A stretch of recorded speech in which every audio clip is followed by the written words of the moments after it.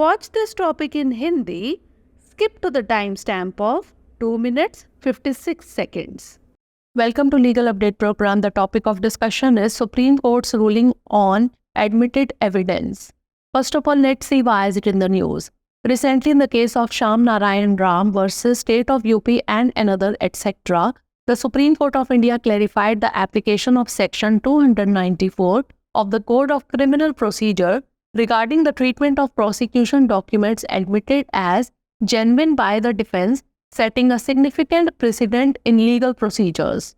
Background of the case: the appellant Shyam Narayan Ram approached the Supreme Court challenging the decision of the High Court, which had remitted the matter back to the trial court. The High Court had sent the case back to the trial court for fresh consideration from the stage of recording the cross-examination.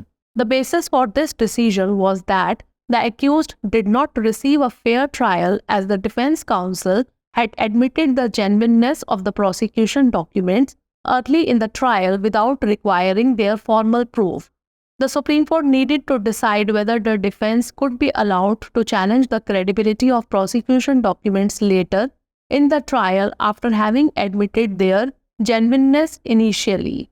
Court observation: the bench comprising Justice Vikram Nath and Justice Prasant B. Varale ruled that once the defense admits the genuineness of the documents, they cannot later challenge their credibility. The court emphasized that the role of the trial court after such an admission is only to assess the creditworthiness and evidentiary value of the admitted documents to determine if they conclusively establish the charges. Section 294 of the Code of Criminal Procedure 1973. Section 294 of the CRPC 1973 is a provision in Indian law that relates to the admissibility of documents in legal proceedings, particularly in criminal trials. This section simplifies the procedure by allowing certain documents to be admitted into evidence without formal proof of authenticity, provided that their genuineness is not disputed by the parties involved. Section 294 of the CRPC has now been replaced by Section 330 of the Bharatiya Nagarik Suraksha Sanhita 2023. Now is the time for practice question. Section 294 of CRPC has now been replaced by which section of the Bharatiya Nagarik Suraksha Sanhita 2023?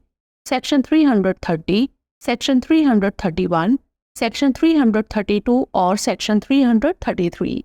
Send the answer of this question in the comment section. Thanks for watching. Legal update programme में आपका स्वागत है। आज का हमारा चर्चा का विषय है स्वीकृत साक्ष्य पर सर्वोच्च न्यायालय का निर्णय। सबसे पहले जान लेते हैं कि यह चर्चा में क्यों है।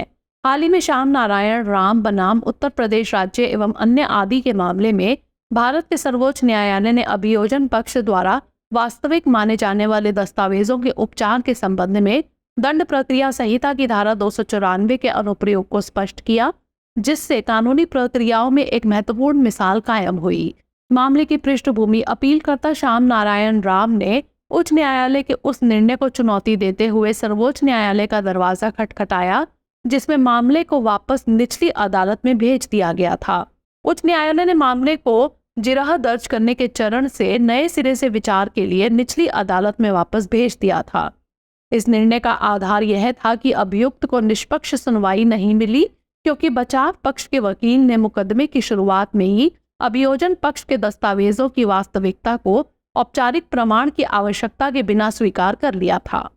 उच्चतम न्यायालय को यह तय करने की आवश्यकता थी कि क्या बचाव पक्ष को अभियोजन पक्ष के दस्तावेजों की विश्वसनीयता को शुरू में उनकी वास्तविकता स्वीकार करने के बाद मुकदमे की शुरुआत में ही चुनौती देने की अनुमति दी जा सकती है।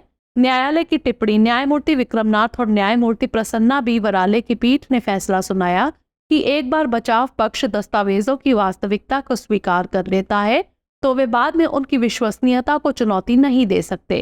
न्यायालय ने इस बात पर जोर दिया कि इस तरह की स्वीकृति के बाद ट्रायल कोर्ट की भूमिका केवल स्वीकार किए गए दस्तावेजों की विश्वसनीयता और साक्ष्य मूल्य का आंकलन करना है, ताकि यह निर्धारित किया जा सके कि क्या वे आरोपों को निर्णायक रूप से साबित करते हैं।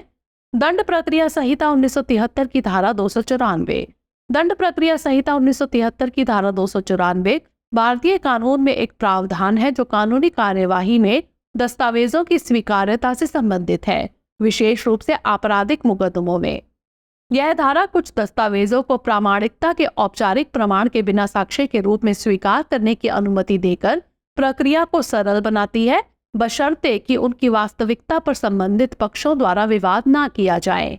सीआरपीसी की धारा 294 को भारतीय नागरिक सुरक्षा संहिता 2023 की धारा 330 द्वारा प्रतिस्थापित किया गया है।